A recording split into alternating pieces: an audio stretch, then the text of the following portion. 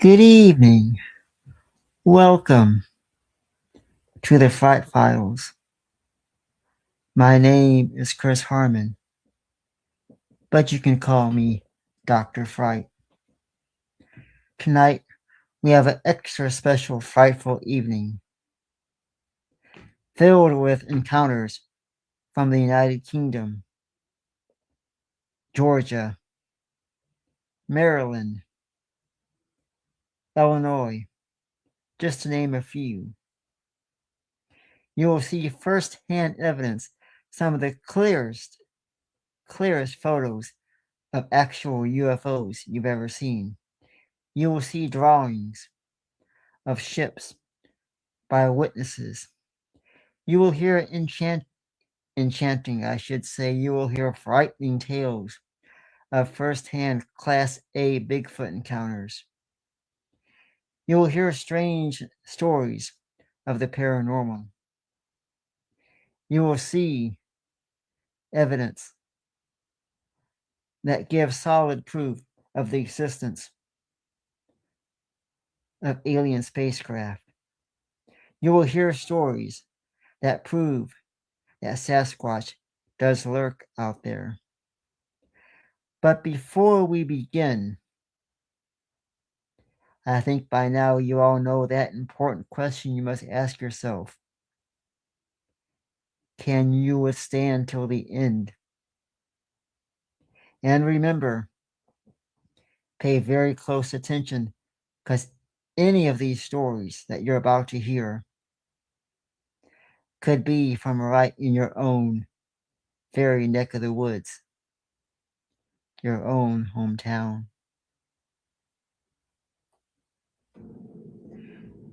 Let's begin tonight's festivities as we lurk into the depths of the unknown for our first encounter. Occurred November 20th.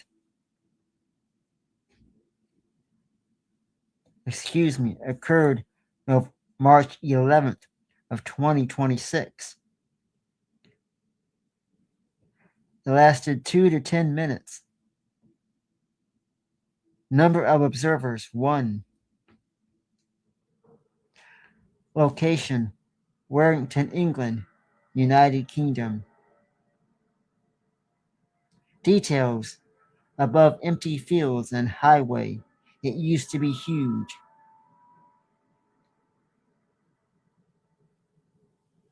It used to be a huge Air Force base in the United Kingdom, at one point the biggest in Europe.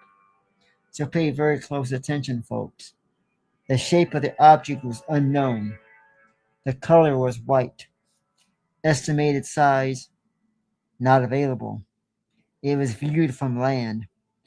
Direction from viewer southwest. Angle of elevation 70. Closest distance, nothing. None. No information. Speed, couldn't tell you. Characteristics, there were lights on the object. And as the witness says, 2 white lights kept equal distance between each other and moved together in perfect synchronization. No other visible lights. The witness says, as I first noticed the object leaving my workplace, I work in an office building surrounded by big fields, mostly empty and trees. It was moving south in a smooth direction. Then a couple of minutes later, it had decided to change course towards the west. It was a circular and strange pattern. It was circulating in strange patterns above empty fields, motorway, and rest areas. It was all a former Wright Air Force base at one point, the biggest one in the entire Europe. Throughout the decades, people reported in this specific area unknown planes, strange lights, and objects. The object I have seen was not visible itself. It was dark, just like the night. There were only 2 white lights perfectly distanced from each other, flickering in sequence. First it was left, white light flickering off, and then right white light flickering on and off. This position of the lights, however, have not changed, even when the object changed direction from the south to west. As mentioned, it was perfectly synchronized. Now, the law states that the aircraft needs strobe lights and navigation lights. This object was below cloud level, had no navigation, no strobe lights, which is a violation of the law, as I read. The object continued to circle around the area and then just vanished. The lights just were gone in a blink of an eye. The object was also quiet. All other planes flying over towards local airports gave away clear sound, had navigation and strobe lights, just not this object.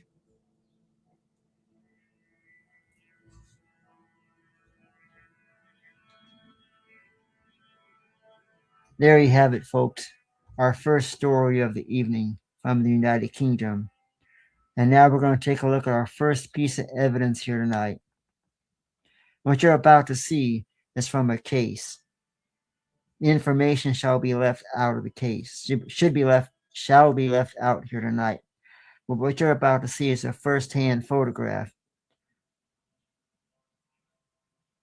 from a video of an actual spacecraft flying. The witness gave me this video, and I extracted several photographs from the video. What you're about to see is one photograph that distinctly shows the spacecraft up close.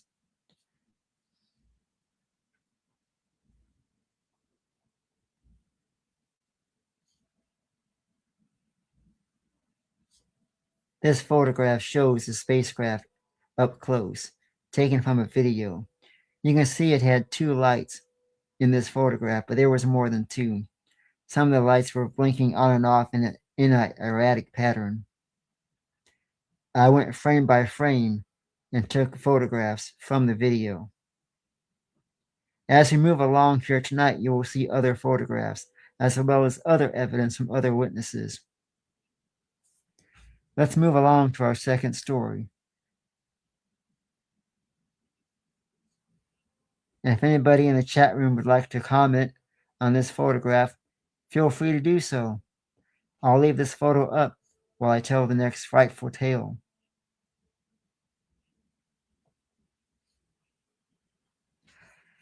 March 13th, 2026. Duration, 30 seconds. Number of observers, 1. Location, Gambrills, Maryland. Location, from the parking lot of a Chapel shopping center. Shape, circle. Color, gold. Estimated size, unknown. Viewed from land. Direction from viewer, northeast. Angle of elevation, 45. Closest distance, miles. Estimated speed, unknown. Characteristics, lights on object. There was an aircraft nearby.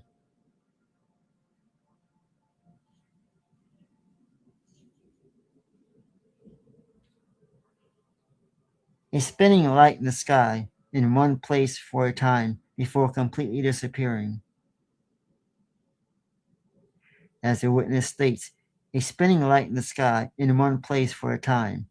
After several seconds, it disappeared. It was too low to be a plane or helicopter, and too high to be a paper lantern or balloon. It could not have been a shooting star because of the prolonged still motion. It stayed in the air and appeared to spin, then completely disappeared.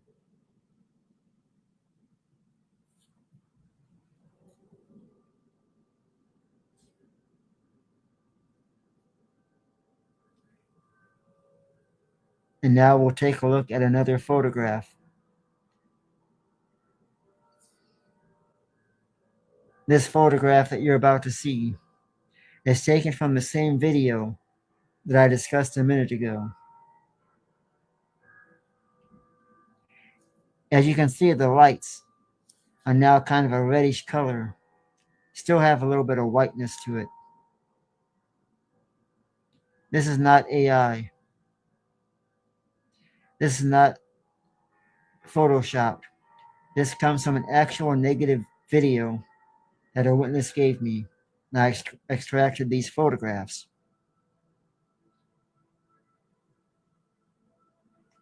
As I read the next story, I'll leave this photo up. March 17th, 2026. 15 to 20 seconds. Number of observers 1. Bonaire, Georgia, USA. 40 to 50 foot long. Above ground level. 15 yards before westbound traffic from 96 dumps into 247. Shape, formation. Red lights, orbs are the colors. Estimated size, 15 to 20 feet across. Viewed from land. Direction from viewer, object due south of me. Angle of elevation, 25. Closest distance, no more than 20 yards. Estimated speed, 80 to 100 miles per hour. Characteristics, lights on objects, or haze around the object. 3 to 4 red lights in a line, mostly perpendicular to the ground, with the bottom light leading slightly and the top light trailing slightly. And as the witness stated, I encountered something on the way home from work while driving that was definitely in the top 3 weirdest things I've ever encountered in my life. Heading south on Georgia Highway 247, immediately before the 96 overpass intersects, I saw what appeared to be 3 to 4 red lights or orbs in a straight line formation, one on top of another, about 40 to 50 feet off the ground, moving from west to east at a high rate of speed, considering it was dark out, how low it was flying. If I were to guess, I would say somewhere between the ranges of 80 to 100 miles per hour. The object or objects were close to perpendicular to the ground with the top light, trailing slightly at the bottom light, leading slightly. My best guess on the total size of the object or objects is that it was approximately 15 to 220 feet. Approximately 15 to 20 feet, excuse me. Of course, it could have been something that was an entirely different shape and just happened to be angled in a manner that caused me to see it as a straight line. I first noticed it about 10 yards off the west side of the road, immediately before it crossed the highway, at which time it was already traveling at the rate of speed I described above. It was one of those situations where I really had to rub my eyes and look again because I couldn't tell what I was looking at. Possibly a drone, although I'm certain that it is illegal to fly at that rate of speed, that low to the ground, and that time of night. There were no cars around, and the only nearby lights were from an intersection a good ways down the road, and those lights were very dim, so what I saw was very distinct. Nothing on the surface of my eye, and no reflection or anything like that. I actually slowed down because I was scared it was going to come back across the road and hit me or something. But when I got up to where it initially crossed the road, it or something similar was still off to the left of the road, and it was seemingly hovering there about 15 yards off the east side of the road. And at that point, the lights looked almost like a reflection in a water, a mirage, or some kind of weird computer rendering of blurry lights. I couldn't make out the distinct individual red lights anymore. It was a blur, like it was moving really fast, but it was still sitting still. Wild. It's really cool when you experience things firsthand because you have no doubt about what you experienced. Exactly. And we get that quite a bit when I investigate sightings. People are shocked when they have their first sighting. It's mesmerizing. It really makes a person change the way they see even life in general, all because of that first sighting. You don't know what you're looking at. You're froze. You're in awe. And in some cases, as Dr. Fright likes to say, you think, holy cow, what in the hell is that? It can change your personality after having your first UFO sighting. They can change you entirely. And now, here's another photograph taken from that video that we showed earlier. We didn't show the video, but this photograph is extracted from the video. It's one of 3 photographs that you've seen here tonight. What an amazing sight. This is an actual UFO up close, taken from a video. Frame by frame, I was able to pull out this photograph and the other 2 that you saw. Here's the second photograph. These are all extracted frame by frame from a video that somebody sent me of a genuine UFO. And here's the first photo again. Look at the lights on these. Here the light appears to be a kind of a fluorescent light bulb shade of light. You can see the craft. You can see the windows. Here's that second photo again. You pull that one back up. And now the lights appear still white, but kind of have a red, pinkish hues or color to it. You can still see the outline of the craft. This is not AI. This has not been taken from a Photoshop. Nothing's been altered or edited. And then here's the third photo, the one you just seen a minute ago. And you can see there's a little black around the edges, and you can see the redness. And now the light or the craft appears to be one purely well lit.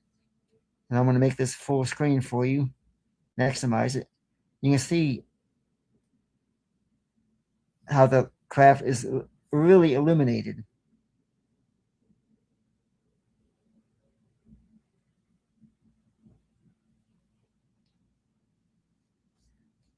I'll leave this up while we go to our next case.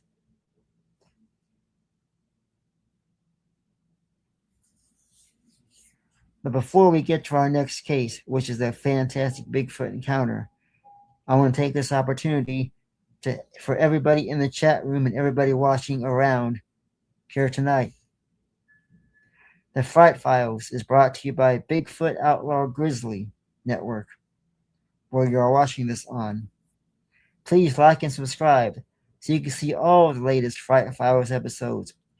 We have some special guests coming up, a couple brand new guests here at the Fright Files discussing Bigfoot, UFOs, and all sorts of wonderful encounters, very frightful.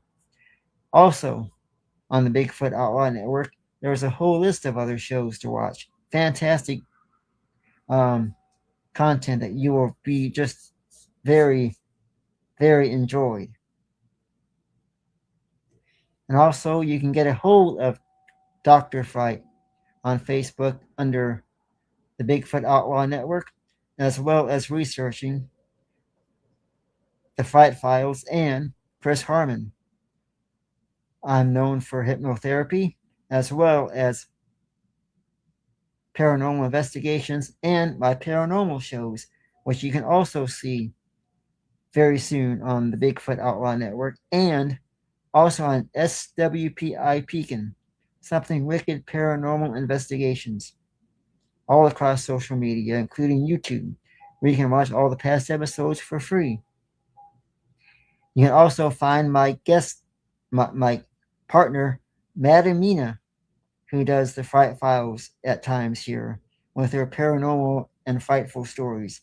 You can find her all across social media just by searching um, Madam Mina or Rachel Monahan.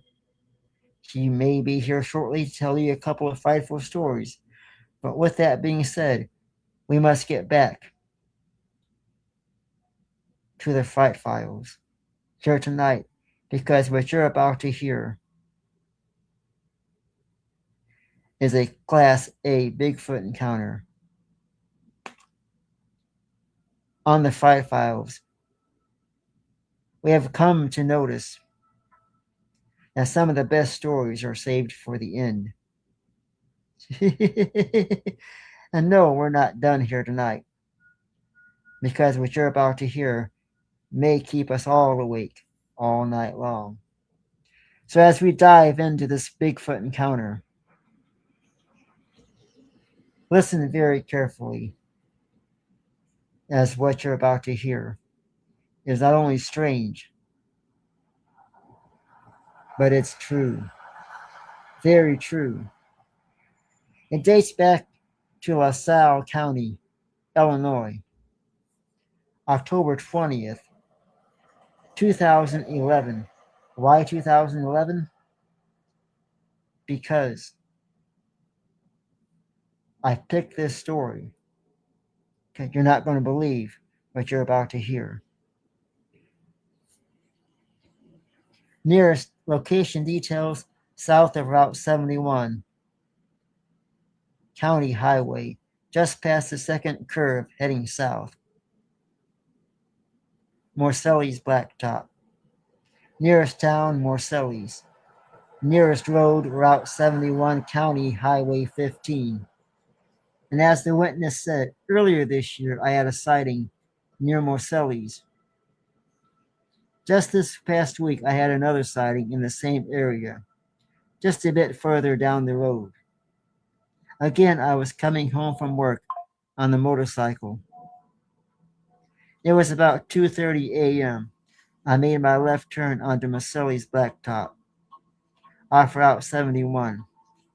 Since my last sighting, I take those curves very much more slowly and keep a good watch on the fields.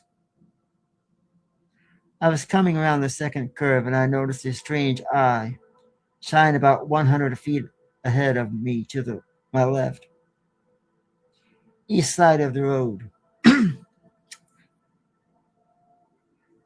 As the witness states, what caught my eye and my attention was the size, color, and height of the eyes.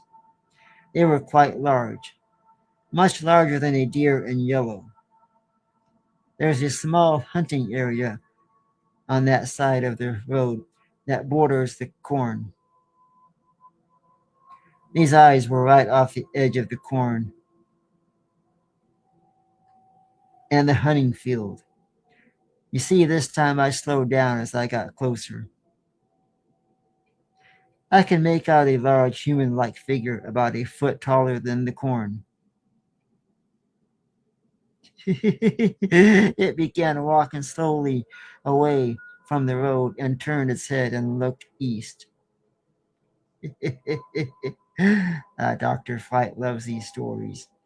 And as the witness says, as I got even closer, it looked back at me, then walked into the corn.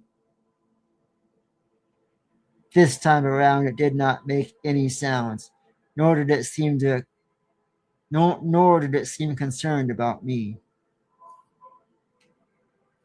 There was no other witnesses, and the time was 2:30 a.m., clear night.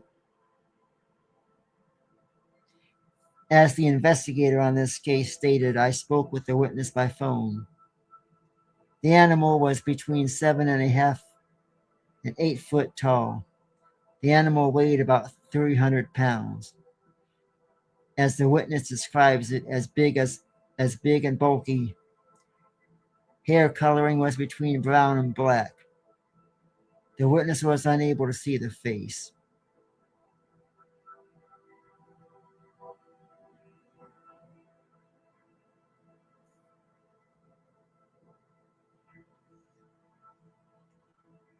What a frightful tale that was indeed.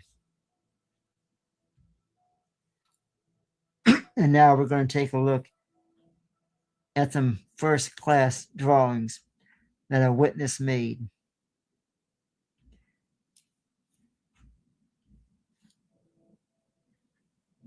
It occurred September 17th, 2025, New York, New York. A black pyramid shape with 3 sticks on the bottom, with circle-shaped feet at the end. I'll bring this up full screen.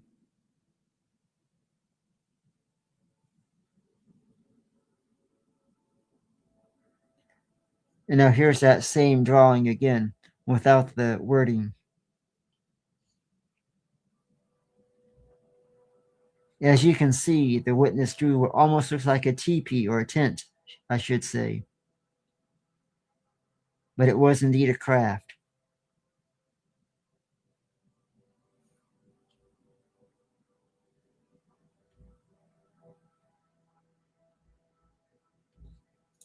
It occurred September 17th of 2025 in New York, New York. Black pyramid shape with 3 sticks on the bottom, with circle-shaped feet at the end.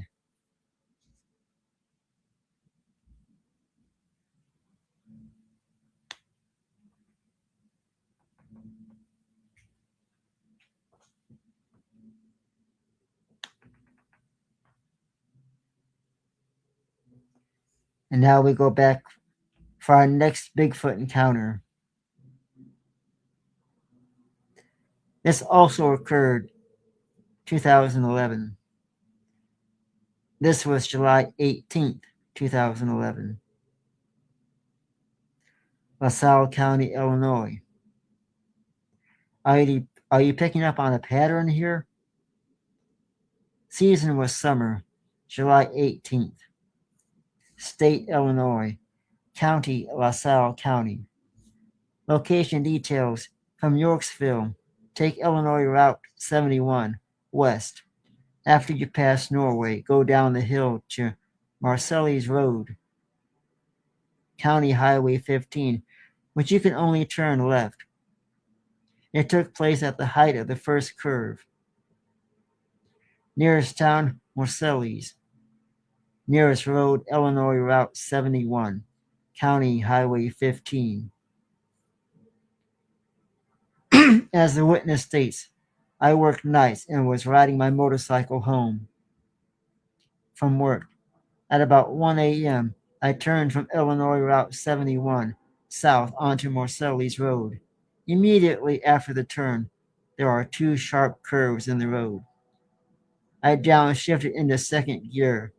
As I approached the first curve, when downshifting, my pipes became quite loud and often popped. I began the turn. In an instant, I saw a large figure standing near the edge of the corn along the side of the road to my right.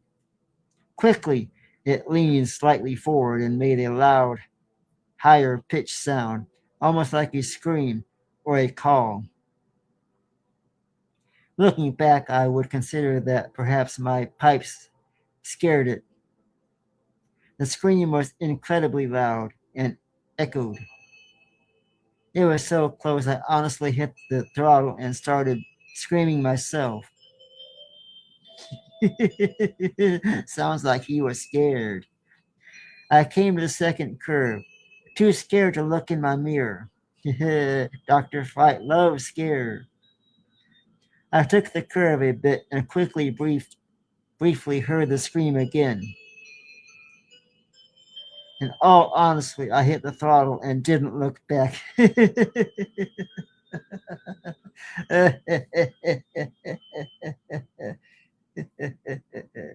There were no other witnesses. And as the witness states, I have no other encounters or stories. Time and conditions. It was a clear night. Full moon, approximately 1 a.m. Calm winds. Environment took place at the edge of a cornfield, Due east is a small hunting area that is wooded in fields.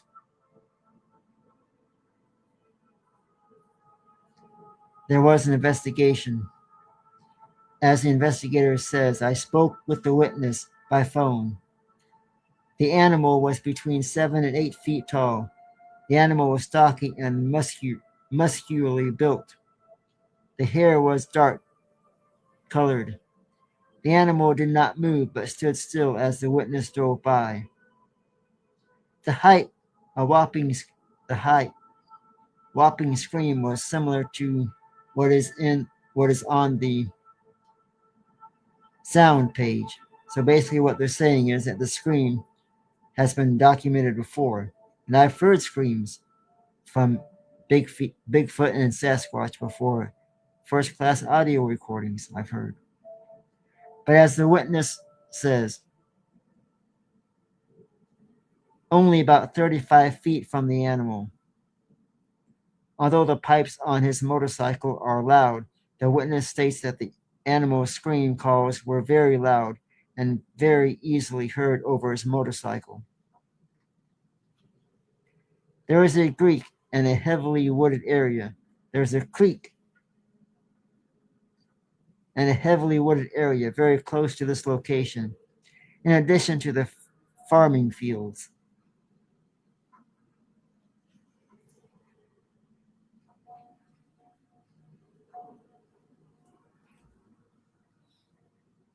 What a frightful encounter that was.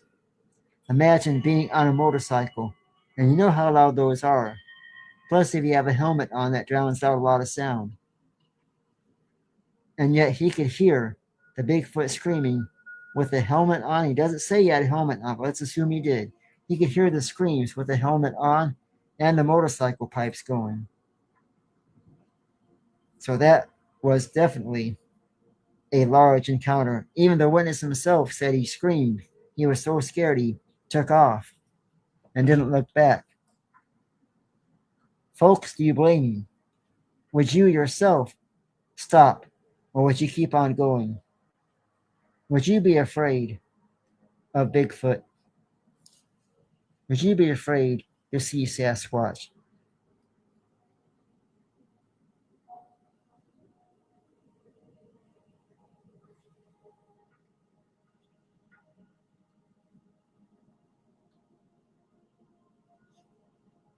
And now we have another photograph to show everybody here in the chat room.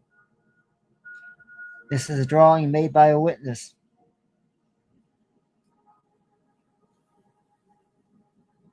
Dull, black, barbell-shaped disc.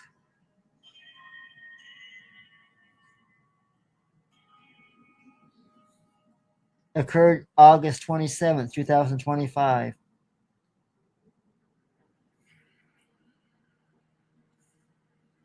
And the witness draws what he saw, windows on the craft, a top to the craft.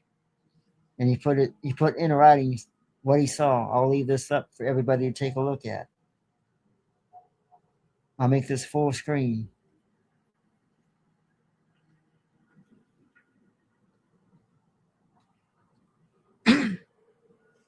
This was quite an encounter, as you can see.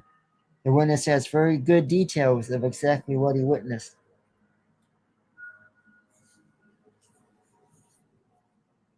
With that being said, again, I want to thank everybody in the chat room who was here tonight, and everybody watching all over the world. Thank you for being a part of the Fright Files. Please like and subscribe if you're on Facebook or on YouTube to Bigfoot Outlaw. Be sure to be notified when the next Fright Files episode comes out. Be sure to pay very close attention to what you're about to hear, because we have yet another story to tell.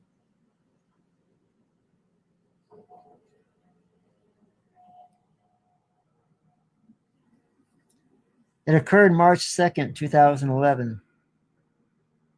Excuse me, I apologize. It occurred 2011. December 24th, State, Illinois, LaSalle County. There's that LaSalle County again. Location details. Intersection of DuPont Road, County Highway 36, and Illinois Route 170, just south of the new bridge at Seneca. Nearest town, Seneca. Nearest road, DuPont Road, County Highway 36, Illinois Route 170. And as the witness states, I now work at night, and I travel across the river road to Marcellus, the next town to the west, the night of February 24th at around 3 a.m. While coming home at the base of the new bridge to the south of the new intersection, while making my turn with my bright lights in my 4x4 GMC Yukon. I mention this because it sits higher than any average car. I came around to the stop sign and across the field at 50 yards at a semi-fast pace. A large humanoid object was observed moving east of myself and another individual who was traveling on DuPont Road. The other driver stopped and asked me if I had seen a bear running just then. And I responded, I didn't think it was a bear. He chuckled, made a Bigfoot reference, and drove off. No name, no idea who he may be. I figured it was time for me to report it, to maybe put some validity to the rumors and legends.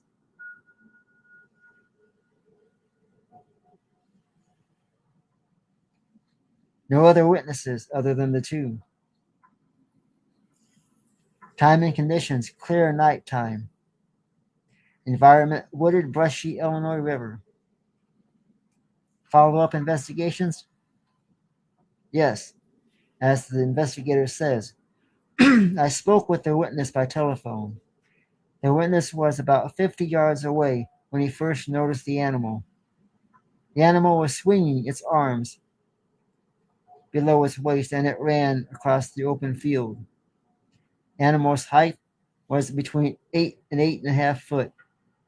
Animal's weight over 500 pounds. The shoulders were at least 3 feet wide. The animal was very thick in the chest. The hair color was rusty reddish brown, sort of like an Irish settler dog. Although the witness was unable to see the face, he was able to see the eyes reflecting yellowish gold. When the animal looked at his headlights, the incident was in the same general area as the other two reports, more or less.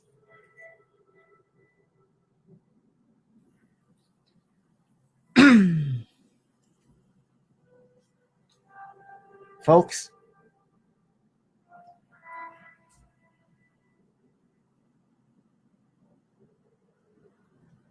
as you can see,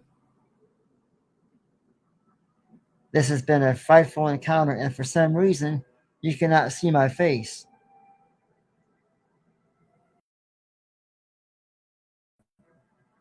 Now I'm back. For some reason, I just vanished. I don't know why.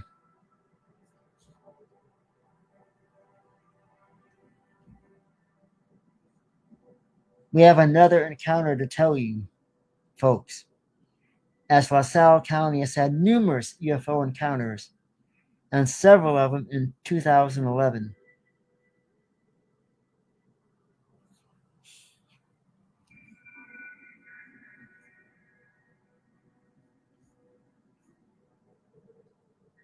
I want to take this opportunity to go over what we've seen earlier. First class photos of UFOs taken from a video. Frame by frame, you're seeing these photos extracted from a video. This is not AI, folks. This is not Photoshop. This is first class, first hand UFO evidence. This is a real, genuine spacecraft. And you can see in the photos the reddish hue around the object. You can see the outline of the object as we're taking a look at these photos. First class photos. First class evidence. Here's the next photo. Look at the details of the craft. You can see the outline. You can see the illumination, the hue around the object.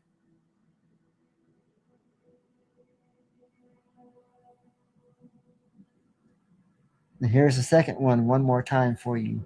You can see the illumination of the lights.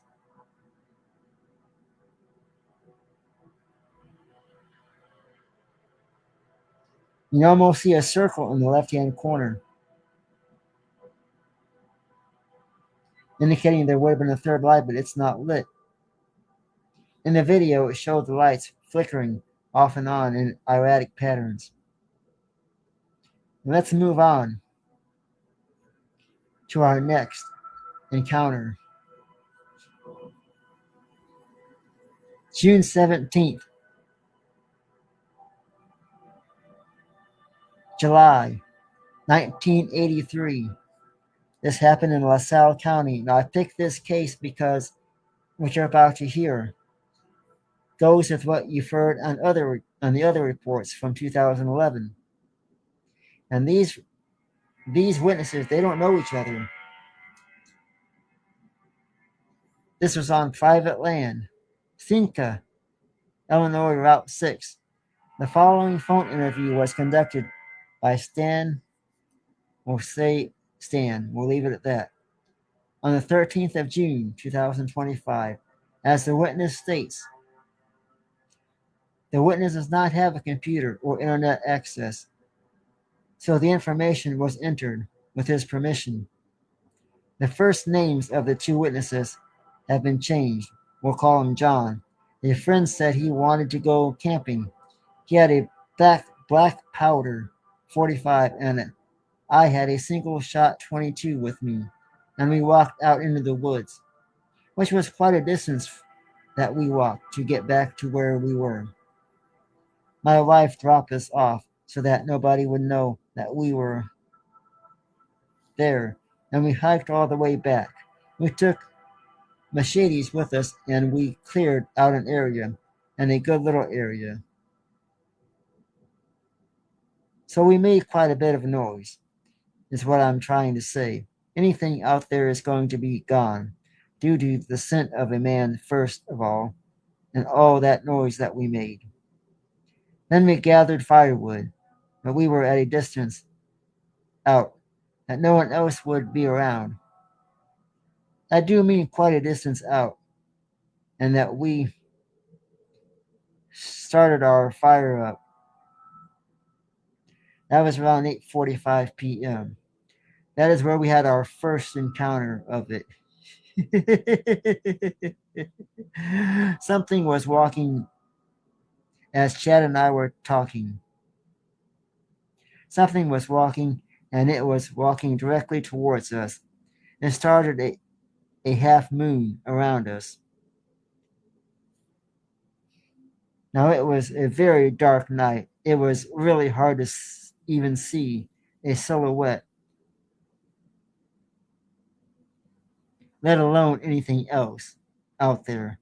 Plus, we had the fire going, so it was even harder to see. Even if you had eye closed, you know it was moving around, and we also smelled it. It had a very musky smell. It smelled like a bit like garbage, a little bit like musky cologne. You know, it had a little bit of weird smell, and that I won't forget. But that kind of smell, it was kept going back and forth, and it did this for hours. That's when Chad got a little panicky about it. I wanted to stay there till morning to see what it was, and Chad wanted to get out of there. Chad says, "Well, if it continues," he goes, "we're getting out of here, no matter what." I asked him, I said, "I will keep you covered," and I had my 22, and it was by my side. So I had my 22 out. Well, I know it was not a guy, not this late at night. And then it went on to, 1 o'clock a.m. in the morning, that we kept hearing it around, and it was only a few yards out from us. He rushed over and got his 45, and then he announced out loud that we were both scared and we were both armed and we were going to start shooting. So anyone out there in the dark like that would first of all have a flashlight. This was walking upright. It had no, it was not an animal. You could tell the difference. Chad and me both very experienced, and this was not an animal. You know, it was walking upright. This would have to be a totally insane person to be approaching two people armed in the middle of the woods at dark. You know, so we know it wasn't a person. They continued back and forth, and finally it started going away at about 75 yards away from us. By the sound of it, I'm estimating it turned and ran as Chad was putting the fire out. Chad said, "Let's get out of here." And as he put the fire out, it turned and ran and within came within camp with us.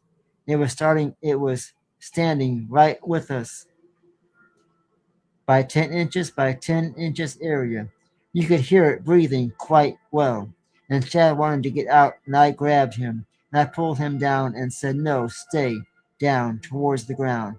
Your silhouette, it will see you. Stay down." So that is when we started crawling out of the trees. But it followed us. I didn't see before. I did see before Chad put the fire out where it was circling back and forth. I did see it in the opening as I went by. I could tell that it was quite a bit taller than me and wider. So you did get a visual on it then, says the investigator. I got a visual, and Chad got a visual as well. We got down we got down to the road. It crossed the road in 3 steps. Stan was there. The investigator says, "Stan, was there a moon? Was there a moon that night?" Witness says, "No, it was a very dark night. The only time I got that visual was when it crossed right directly towards where you could see it in your fire. You see the light, Stan. So you saw it in the firelight." Witness says, "Yes, and I got to see it there, and I could tell that it was quite a bit taller than me. It had to be 2 foot taller than me and quite a bit wider. Other than the two of us, there was no other witnesses. We had no other encounters before or after. The time and conditions were 8:45 to 1 a.m. As the investigator stated, I had several phone conversations with the witness. John is a Native American in his mid-40s and has spent an extensive amount of time in the woods hunting all types of game and is very familiar with this area. He has been a taxidermist for over 20 years. An on-site investigation was also done. The sighting was in a heavily wooded area near the Illinois River. There are several small streams that traverse the area. John estimated the animal's height approximately 8 feet tall, and it weighed to be at least 300 pounds. The witness provided the following drawing. And I do not have the drawing here on the Fright Files. I do apologize. There is a drawing. I did not get it put on. My sincere apologies to everybody watching here tonight. I will try to put the drawing in the chat at some point in the next 24 hours. But some of you watching this show on replay may be able to see the drawing. What a fantastic case that was. A first-hand, up-close encounter of Bigfoot. And all of these reports are from Illinois, real close together in the same town area. And these witnesses don't know each other, yet they're reporting having Bigfoot and Sasquatch encounters, reporting the same colors, the same height, the same weight, the same details. What an amazing, what an amazing. When you put all this together, it proves the existence of Sasquatch. It proves the existence of Bigfoot. And I want to thank everybody in the chat room who has been here tonight witnessing and listening to the Fright Files. This has been such an amazing hour. You may have to go back and rewatch this to see all the evidence, to hear all the stories again, to let it all soak in. And if anybody wants to have the Fright Files investigate cases or look at cases in their hometown, let us know in the chat room where you're from. We'll be sure to get closer to your area if we haven't already. And if you're still here with us, you survived till the end, and Dr. Fight applauds you for that. Thank you for being a part of the Fight Files. And to everybody watching all around, thank you so much for being here, for being a part of this amazing night, for this amazing hour. We've seen some of the best evidence here tonight on the Fright Files. Some amazing first-hand photos extracted from videos that the witness took. We've seen first-class drawings of UFO encounters by the witnesses. And some of these drawings were so unique, detailing exactly what they witnessed. Be sure to like and subscribe to Bigfoot Outlaw. Be sure to like and subscribe so you know when the next episode of the Fright Files is coming. We have two very special guests. One of them is a Bigfoot expert who will be here shortly this coming Monday, I believe. No, this coming Friday as part of the Fright Files. She'll be here, so be sure to be here Friday to hear first-class Bigfoot stories from a Bigfoot investigator himself. We have other exciting guests coming, and Matt Amino will also be with us very soon again.